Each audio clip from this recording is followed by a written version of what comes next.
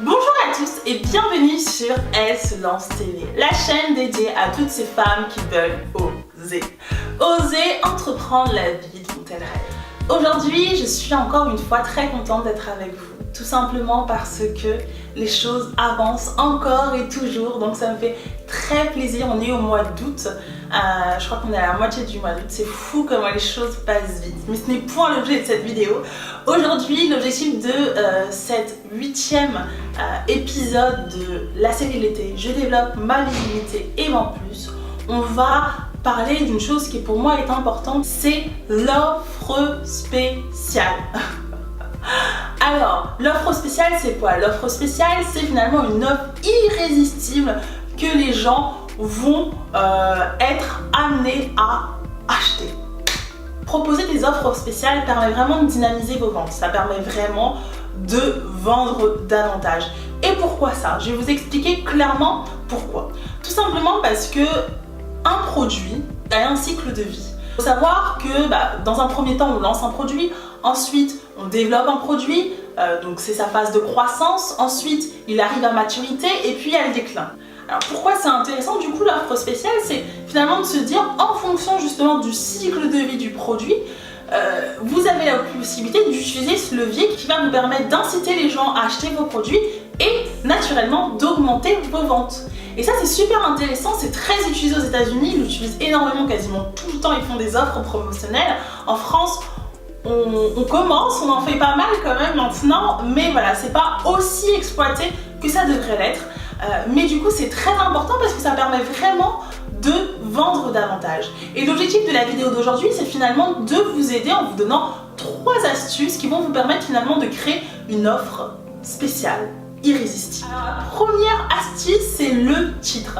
Le plus important finalement dans l'offre spéciale, c'est l'intitulé. C'est comment finalement vous allez proposer cette offre promotionnelle aux gens. L'idée, c'est vraiment d'utiliser un titre qui soit attrayant et qui donne envie. Mettez-vous à la place de votre client et dites-vous qu'est-ce que j'aimerais acheter. Prenons l'exemple d'une entreprise qui propose justement des services pour améliorer finalement l'organisation des entreprises.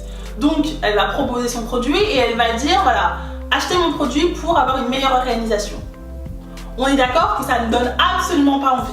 Alors que acheter le produit qui va révolutionner votre manière de vous organiser au sein de votre entreprise et qui va vous permettre de développer votre chiffre d'affaires, ce n'est pas absolument pas la même chose. L'idée, c'est vraiment d'avoir un titre qui donne envie, donner envie aux gens, donner envie d'acheter vos produits. L'objectif, c'est de les séduire. Et pour ça, il ne faut vraiment pas hésiter sur les titres parce que c'est important, c'est ce qui va vraiment faire la différence. Le deuxième type, ça va être le prix.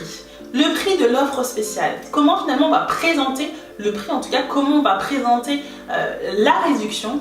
L'idée, c'est vraiment de proposer donc une réduction qui soit significative, en tout cas qui donne envie aux gens d'y aller, qui soit suffisamment conséquente pour que la personne se dise ok, d'accord, j'achète, j'y vais maintenant tout de suite. Et pour ça, il y a un principe très simple. Plus le prix est cher, plus le prix est élevé, plus il faudra réfléchir, en tout cas proposer la réduction en termes de euros. En clair, vous êtes une entreprise qui propose des voitures. À ce moment-là, vous proposez une voiture à 10 000 €, vous voulez justement proposer une réduction de 50%. L'idée, c'est pas de se dire bénéficier d'une offre de moins 50%. C'est beaucoup, mais c'est pas très parlant. Alors que si vous proposez la chose en chiffres et que vous mettez 1 000 € et finalement moins 5 000 € et finalement vous achetez la voiture à 5 000 €, c'est juste énorme. Après, vous pouvez même aller plus loin et se dire finalement vous avez la voiture à moitié prix, ce qui est assez considérable. Et l'idée, c'est pour les produits qui sont pas chers, peu chers, comme les produits de grande distribution. Alors imaginons que vous vendez des tapis et vous voulez justement proposer une réduction. L'objectif, c'est pas de dire voilà, le tapis est à 10 €, mais vous pouvez l'acheter à moins 2 €. On est d'accord que la réduction, elle fait pitié, ça donne absolument pas envie. L'objectif du coup, c'est de réfléchir en pourcentage quand vous proposez un produit à un prix bas, parce que ça donnera davantage envie. On est d'accord que si vous proposez du coup le tapis à moins 20%, pourtant c'est exactement la même chose, ça donne davantage envie que réduction de 2 €. On est d'accord. D'où vraiment l'intérêt de réfléchir selon ce principe simple qui est plus le produit est cher, plus l'objectif c'est vraiment de présenter la réduction en euros. Et moins le produit est cher, plus il faudra le proposer en termes de pourcentage pour que ce soit plus parlant et que ça donne davantage envie aux gens d'acheter. Ensuite, le troisième conseil, ça va être finalement de proposer une date limitée dans le temps.